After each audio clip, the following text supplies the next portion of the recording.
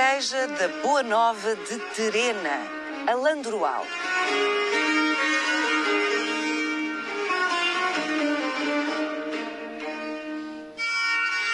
Mais que robusta, guerreira. Foi assim que, por volta de 1340, se quis que esta igreja parecesse guerreira.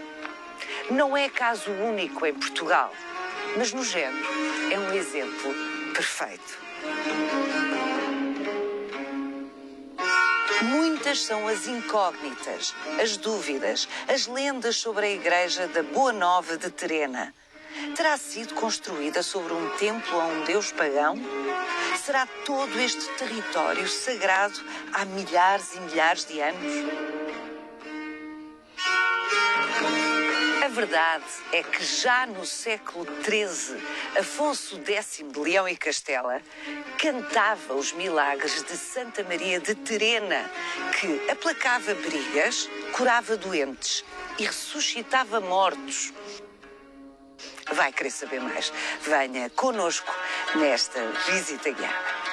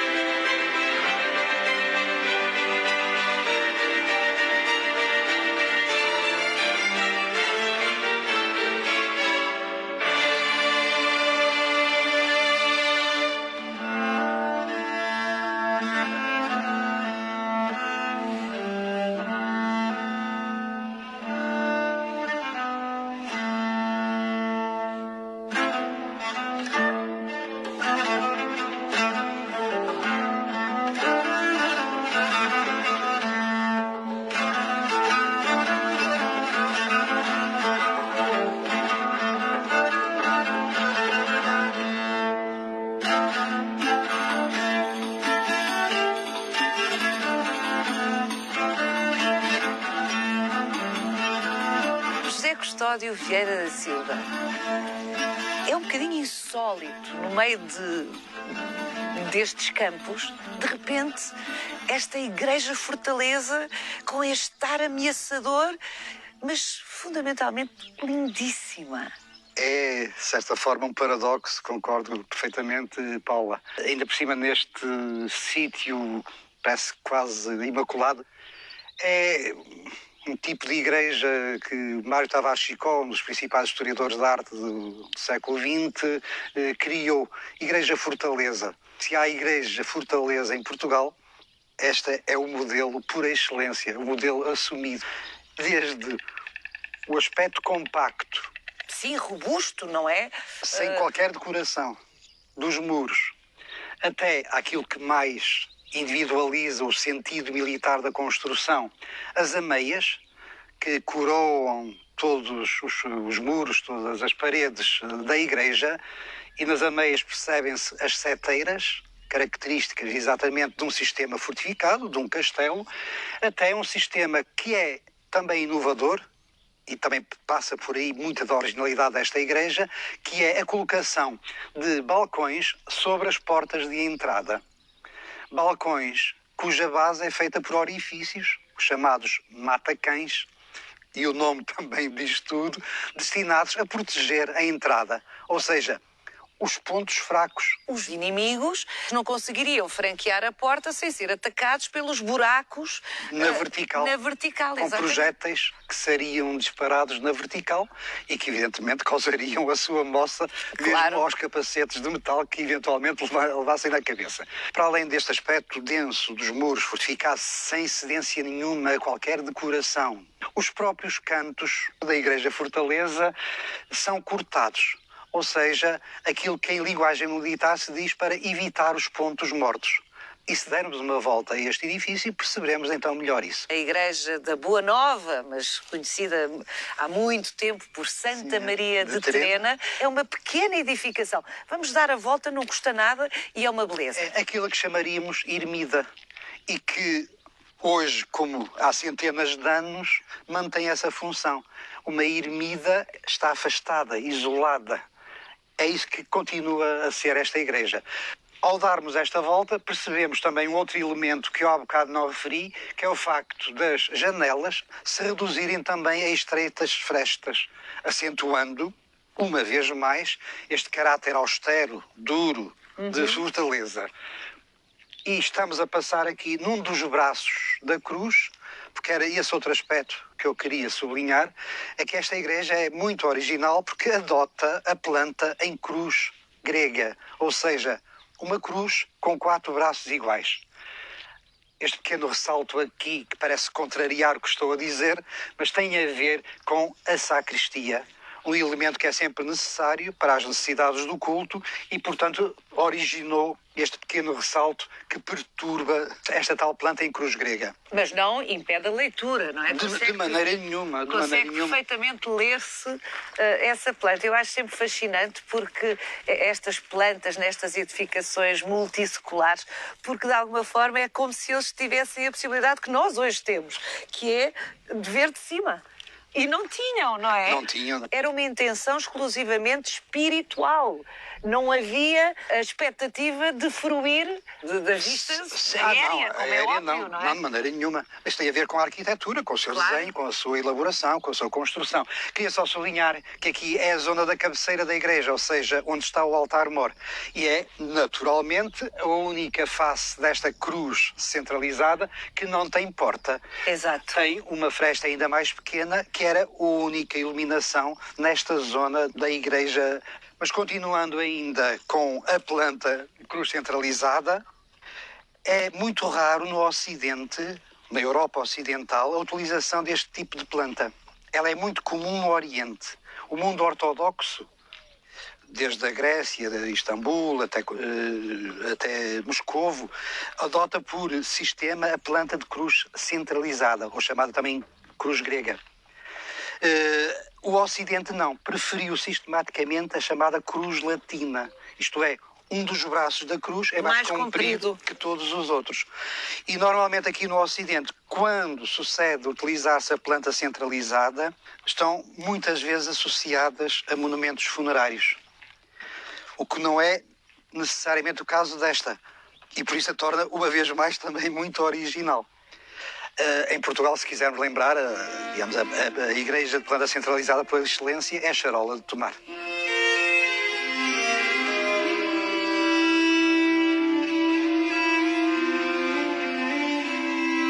Há mais igrejas desta família, contemporâneas desta, por este território em Portugal, não há?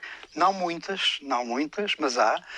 Talvez a que esteja mais próxima desta, em todos os sentidos, aqui próximo, no Alentejo também, que é a Igreja da Flor da Rosa, no Crato. Simplesmente tem uma elevação, uma projeção vertical, que esta não tem, mas que quase nenhuma igreja em Portugal gótica tem. É das igrejas onde o sentido ascensional, que é uma das características da arquitetura gótica, mais se acentua. Mas de resto, o sentido de fortaleza, o sentido de igreja dura, austera, muito fechada, é talvez a irmã gêmea, atentas a algumas destas diferenças, desta igreja da Boa Nova.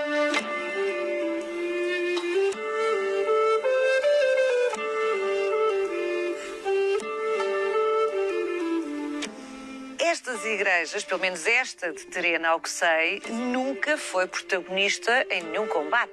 Portanto, tratava-se de usar mais a linguagem militar. É uma intenção de dissuasão, se quisermos. Aí, Paula, temos que pensar no século XIV em geral. Por exemplo, em termos europeus, o século XIV é aquilo que na linguagem económica dos nossos dias diríamos é um século de recessão, é um século de depressão, em todos os sentidos. Uma série de maus anos agrícolas provocados por intempéries que levaram a crises agrícolas muito grandes e a base da alimentação medieval era o trigo, eram os cereais. De modo que há fome e atrás daí vêm as crises económicas acentuadas. A par disso, há também a nível político, o enfrentamento sucessivo das nações europeias em 2 blocos, fundamentalmente. Aquilo que toda a gente já tem ouvido falar, a chamada Guerra dos 100 Anos. Tem como principais protagonistas a Inglaterra e a França, pela disputa de territórios. Mas atrás da França e da Inglaterra vão todos os aliados De respectivos. uns e de outros, exatamente. Portanto, embora não se possa dizer que estamos em guerra contínua, durou 100 anos, foi o estado de beligerância, mas o século XIV acaba por ser refém de toda esta situação De dramática. permanente tensão, não Permanente é? tensão e dramática. Como se não bastasse isso, também uma crise profunda a nível espiritual. É a primeira vez que o Ocidente cristão, que só tem unidade, não já política, porque há uma série de estados, de nações, só tem unidade a nível religioso, vê-se confrontado com uma dualidade. Um Papa em Avignon, um Papa em Roma. Exatamente. E isso significa, uma vez mais, que também dois blocos. Um bloco europeu Apoio. apoia Avignon, outro bloco apoia Roma. Finalmente, diríamos, para coroar todo este ciclo de más notícias em relação ao século XIV, o grande episódio da peste negra. Esse é talvez, até por aquilo que ele representa, pelo que significou, o mais marcante e que muita gente identifica logo com a Idade Média, o século da peste, a peste negra. Ainda hoje continua a haver pestes, como sabemos, Exatamente. agora mesmo nos nossos dias. Não é? Mas Exatamente. esta peste negra foi tão forte, tão violenta, porque mais de metade da população europeia desapareceu no espaço de 5, 6, 7 anos. Pensemos. Sugeria que ouvíssemos uma passagem. O relato de Boccaccio, ou Boccaccio, Passava já o ano 1348 e a cidade de Florença, nobre entre as de maior fama na Itália, foi presa de uma mortal epidemia. A peste declara-se no Oriente, onde vitimara incontáveis vidas. Prosseguindo imparável a sua marcha, propagou-se, para mal nosso, ao Ocidente. Nenhuma medida sanitária resultou. A calamidade incutira tanto terror entre os homens e as mulheres, que irmão abandonava o irmão, tio desprezava o sobrinho, irmã esquecia o irmão, e bastas vezes o mesmo acontecia até em relação a mulher e marido. E, o que é pior ainda e quase inaceitável, pais e mães evitavam visitar e dar auxílio aos filhos, como se eles lhes não pertencessem já.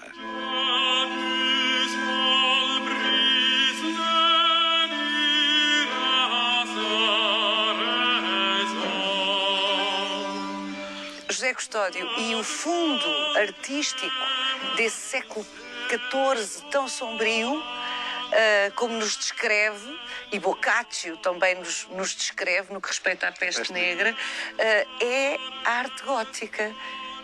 é, e de certa forma é um paradoxo, quando acentua muito bem que o século XIV é um século de depressão sombrio. A arte gótica é a arte da luz, a arquitetura, porque a arte gótica nasceu com a arquitetura. E a procura do gótico é a luz. Em 1144 nasceu a arquitetura gótica em Paris, nos arredores. Tem data de nascimento, ao contrário dos outros movimentos Que não se artísticos. sabe, este Exatamente. tem Foram data. nascendo, foram aparecendo. Aqui tem data. Data e quase certidão, certidão de registro. Um abade chamado Siouget, de uma abadia nos arredores de Paris, chamada de Saint-Denis, onde os reis de França se mandavam sepultar. Este abade, que era engenhoso, ambicioso, entendia que a sua igreja já não correspondia às necessidades. Era uma igreja românica, pequena, e precisava de outra grandeza até para a monarquia capeta, que em França, nesta altura, não tinha grande poder. Tinha um território diminuto, a chamada Ilha de França. Ora, este monge, que é um aliado perfeito do rei, tanto que quando o rei vai para uma cruzada, é ele que fica como regedor do reino, entende que tem que encontrar uma forma de glorificar não só Deus, em primeiro lugar, como monge que era, mas também de alguma forma a própria monarquia. Ele escreveu 2 livros magníficos, onde não é propriamente humilde, onde exalta a obra que faz. É pena que ele não nos diga como é que chegou a essas conclusões, porque ele só diz: a igreja resplandece com nova luz, a luz ilumina todo o interior, a luz aqui e a luz acolá. O que significa um corte radical com toda a linguagem, toda a estética anterior. No românico, o problema de cobrir com pedra Estes espaços faz com que tenham de ser os muros muito robustos a sustentar. E não podem ter grandes aberturas, porque de outra forma não aguentariam o peso das coberturas. Portanto, é um problema técnico. Começa por ser um problema técnico. Bem, gostaria eu que o abade Siugé nos tivesse dito como é que chegou a estas conclusões. Foi ele? Foi algum arquiteto que já estava a experimentar? O que é facto é que nessa igreja dele, a cabeceira, a zona onde está o altar-mor, ele transformou por completo, fazendo com que ela seja toda só vidro, luz, vitral. Torna-se extremamente luminosa. Estamos a falar do ano, novamente? 1144. É extraordinário.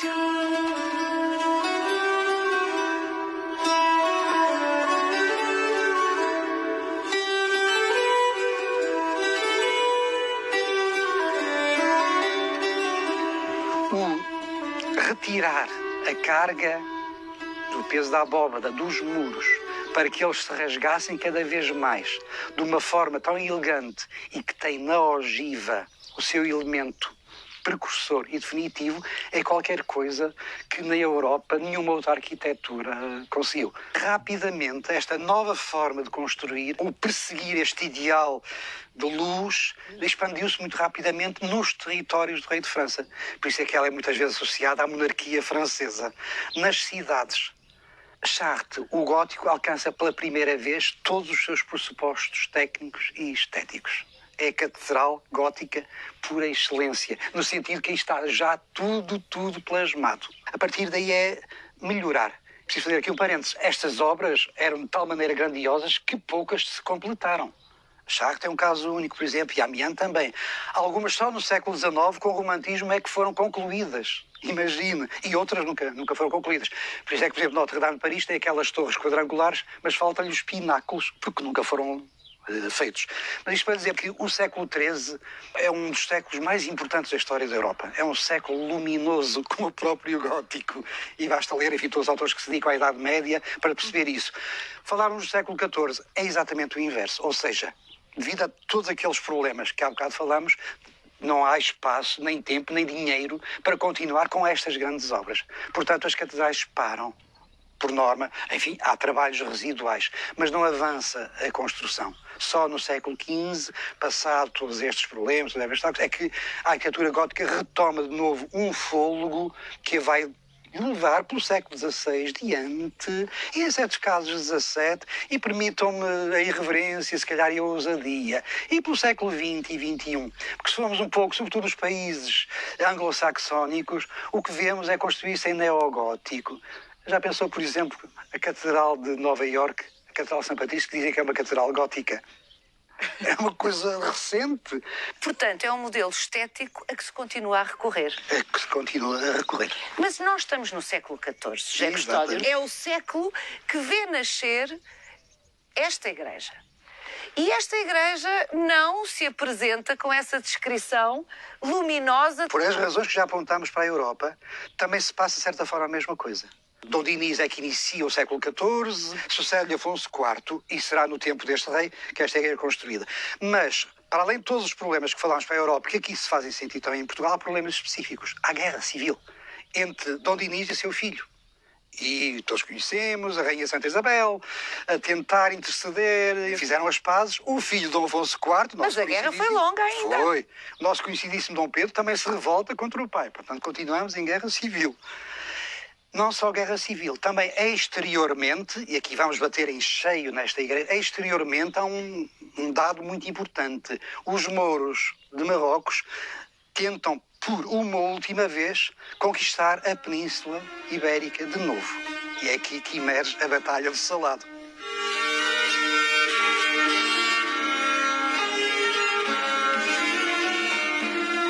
O rei de Leão e Castela teve necessidade de pedir apoio ao rei de Portugal.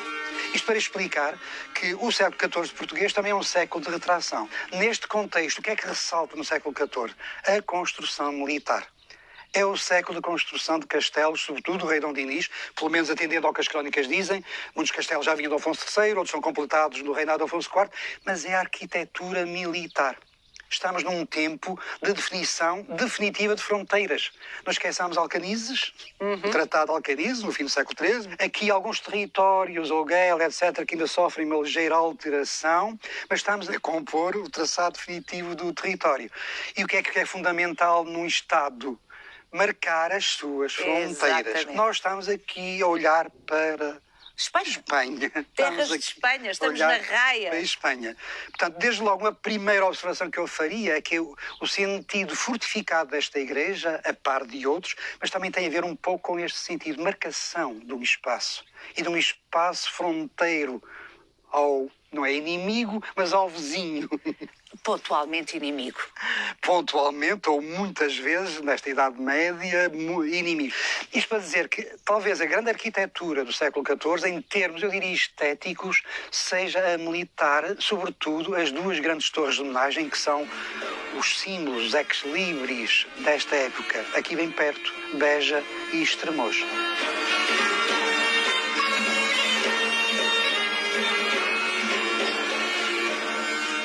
Sabe-se quem construiu esta igreja-fortaleza? Não.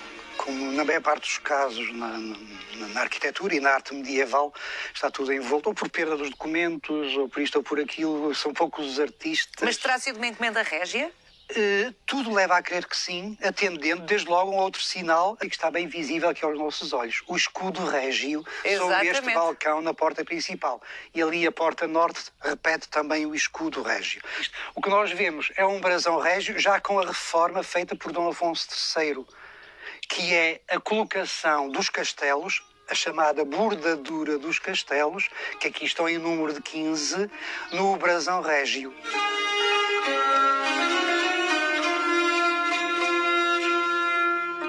Antes desta igreja existiu de certeza aqui outra.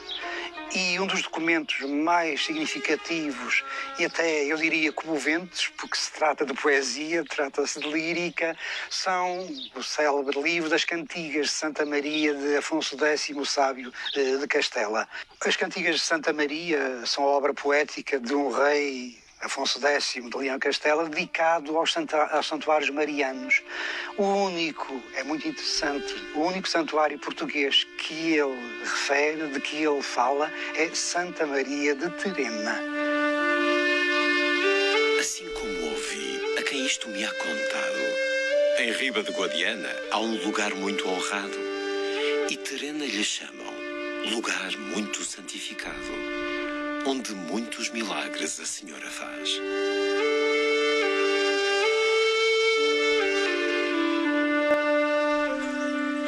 Senhor Godinho, um cavalheiro nado e criado neste território e filho de gente que pertence aqui há muitas gerações. O Senhor Godinho é a pessoa indicada para nos contar as lendas que lhe foram contadas sobre esta pérola. Sim, aqui. Esta pérola. Boa Nova de Terena, situada neste fundo. Não és grande, não és pequena, és do tamanho do mundo. Isto é do meu amigo Joaquim Catita. Que coisa Um linda! dos homens mais inteligentes também aqui da zona. Porquê é que esta igreja se chama Boa Nova? Este sítio foi, se calhar, por influência já da magia da fé, é a ponta das guerrilhas, a montante aqui da Raia Espanhola e a jusante daqui até Vila Real de Santo António. Nada de dizer que houve guerrilhas, que houve mortes. E aqui a montante são muitas. Está a dizer que este território, este espaço é particularmente pacífico, é isso? Pacífico. Porque isto não é até só aqui estes vestígios.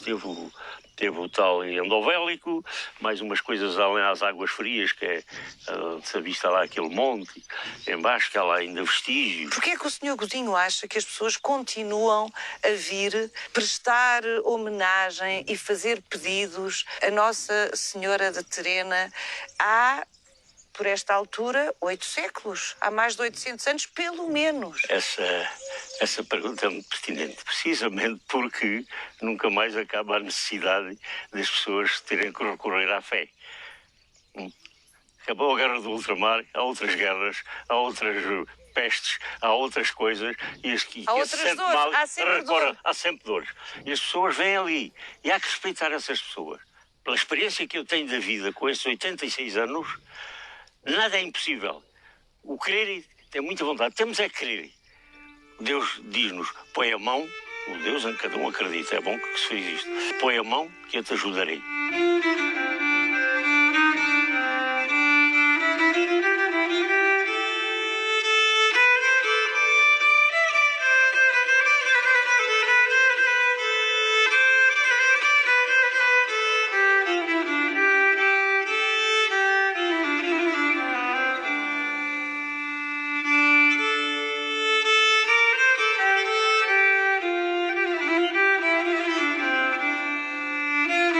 Não deixa de ser curioso que a Santa Maria de Terena, a Nossa Senhora, a Virgem de Terena, com uma tradição tão grande neste lugar, as festas que se fazem em sua honra tenham o nome de prazeres. Passou-se a chamar a Festa dos Prazeres porque era aqui que as meninas sentiam o primeiro prazer. Era no campo, tudo searas. E ali podiam fazer as suas marmeladas de vez em quando e essa coisa. Isto foi coisas que eu vivi e que eu fui ter durante muitos anos. Então acha que é por isso que se chama prazeres, não é porque é uma devoção à Nossa Senhora dos Prazeres? Foi o que apurei de tudo que fui ouvindo.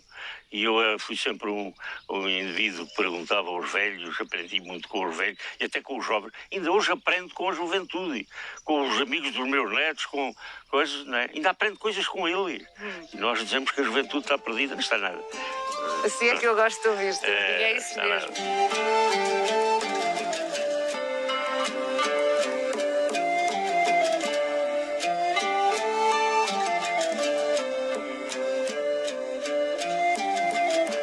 Convém lembrar que esta igreja está aberta ininterruptamente ao culto há cerca de 700 anos.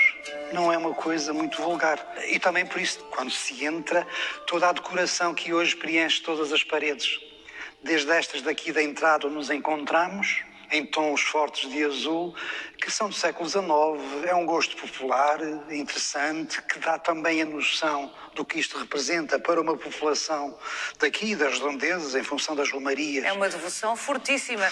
Esta igreja está aberta ao culto há cerca de 700 anos, mas o culto a Santa Maria de Terena é muito anterior. Muito anterior.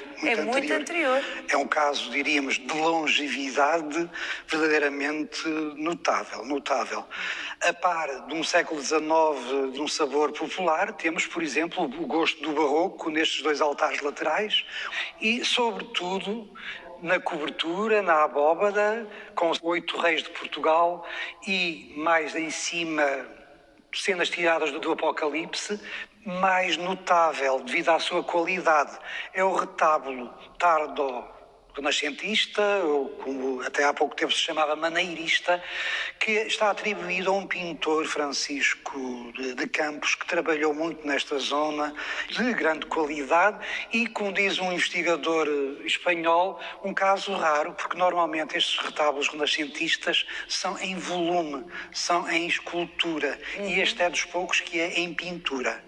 Portanto, numa pequena ermida que parece abandonada, isolada, mas que o fervor popular contesta e o apego que as populações têm, encontramos também uma obra de grande qualidade no panorama da pintura do século XVI português. Mas a estrutura arquitetónica desta igreja obriga-nos a voltar ao século XIV. Estas abóbadas. A ogiva é o elemento estrutural e talvez mais definidor da arquitetura gótica, porque daí parte toda a aventura. Ou seja, ao permitir equilibrar de outra forma a distribuição das forças e do peso das coberturas, faz com que as paredes deixem de ser elementos portantes, já não suportam o peso, para se tornarem então possíveis as aberturas magníficas e, claro, os vitrais. Tirando aqui a zona do cruzeiro, que nós encontramos nos 4 braços, volto a lembrar, de uma planta de cruz grega, ou seja, de 4 braços iguais, encontramos, afinal, elementos que têm a ver ainda com o românico, isto é, abóbadas de berço quebrado. Com o estilo anterior ao gótico. Anterior.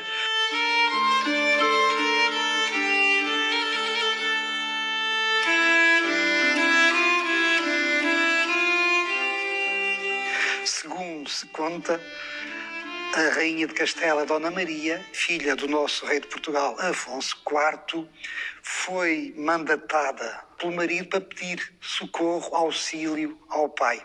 Porque o rei de Castela estava com o problema de combater os mouros que ameaçavam invadir de novo a península, e o nosso rei de Portugal, como estava desavindo com ele, tinha-se negado. Em desespero, então veio a rainha Dona Maria a Portugal pedir o auxílio Ao pai. pai. Segundo se diz, teria passado por aqui a caminho de Évora, onde se teria encontrado. A lenda diz que é o contrário, mas hoje pensa-se que terá sido ao invés. Isto é, foi na vinda a Portugal que ela depois terá esperado aqui pela boa nova que lhe veio quando o rei, o seu pai, recuou na negativa e lhe disse que sim, finalmente iria ajudar o seu genro. A Batalha do Salado foi uma vitória retumbante, quer para o rei de Castela, quer para o rei de Portugal, que lhe deu a nível europeu um grande prestígio, porque os mouros foram derrotados. Corria o ano de 1340. 1340. Portanto, supostamente, esta igreja, segundo essa lenda, esta igreja fortaleza, é mandada erigir pela rainha Dona Maria, filha de Dom Afonso IV, mulher de Dom Afonso XI de Leão e Castela, em agradecimento por terem juntado esforços e vencido os mouros, como aqui se diz. É isto. É o que diz a lenda, exato. Estamos no espaço da Capela Mor e não posso deixar de fazer notar a presença de um documento extraordinário. Trata-se de uma pequena placa trazida de um templo daqui das proximidades, São Miguel da Mota, relativo a um deus pagão anterior aos romanos e que era adorado aqui na Península Ibérica porque vinha gente de todo o lado, não era só do território que hoje é Portugal, um deus chamado Endovélico. Tal era a sua força que os romanos não hesitaram em incorporá-lo no seu próprio panteão, considerá-lo mais um deus também deles próprios, e ergueram um santuário enorme, magnífico. Aqui próximo, em São Miguel da Mota, o que justifica uma vez mais, de alguma maneira, todo o discurso que temos vindo a fazer. Esta ermida, esta igreja da Senhora da Boa Nova, é um marco formidável da sacralização dos sítios. Aqui, nesta pequena ermida, encontramos memórias de milénios, sobretudo memórias de uma humanidade que continua, em certos aspectos, fiel ou igual a si própria, isto é, a crer em forças superiores. O que a própria Igreja Católica fez foi, em muitos casos, cristianizar locais que já eram de devoção, locais que já eram de adoração a outros deuses.